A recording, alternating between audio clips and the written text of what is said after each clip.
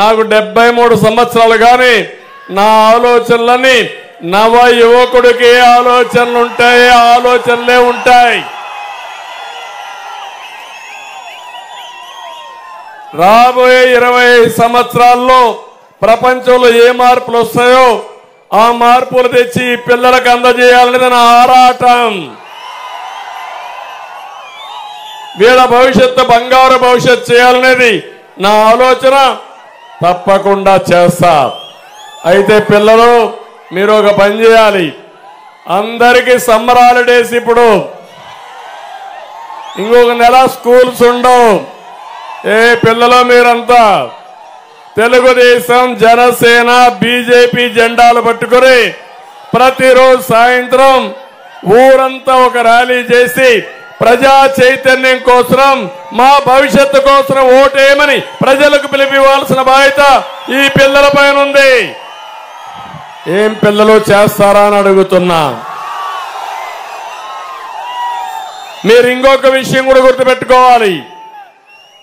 మాట్లాడితే జగన్మోహన్ రెడ్డి అంటున్నాడు ఒంటరిగా రాలేదు, మేమంతా కలిసి వస్తున్నాం, ఆయన ఏదో ఒంటరిగా వస్తాడని.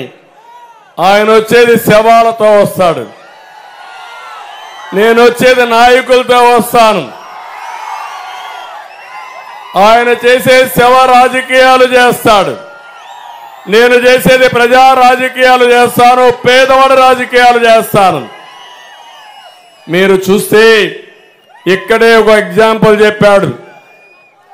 అమర్నాథ్ గౌడ్ ఈ నియోజకవర్గం అక్కను వేధిస్తున్నారని, ఇది తప్పని ఇంట్లో చెప్పడమే కాకుండా ఎప్పటికప్పుడు ఆ విషయంలో అక్క కోసం ప్రయత్నం చేశాడు. ఆయన చేసింది ఇంట్లో చెప్పి ఇంట్లో వాళ్ళని జాగ్రత్త చేశాడు. ఆ నేరానికి ఆ కుర్రవాడిని సజీవ దహనం చేసి కాల్చేశారు. ముఖ్యమంత్రికి సిగ్గుంటే నేరుగా గ్రామానికి వచ్చి దోషుల్ని శిక్షించుండాల్సింది. చేశాడమ్మా నేను అడుగుతున్నా.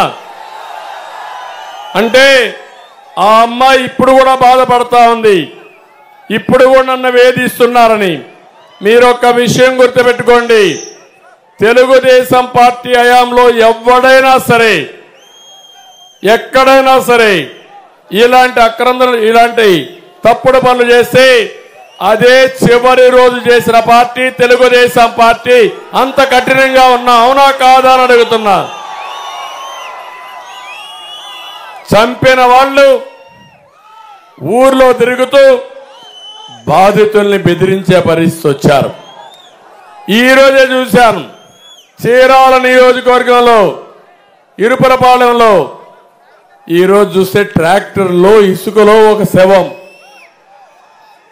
మొన్నే మీరు చూశారు ఒక ఎమ్మెల్సీ ఒక ఎస్సీని చంపి డోర్ డెలివరీ ఇచ్చే పరిస్థితి వచ్చాడు.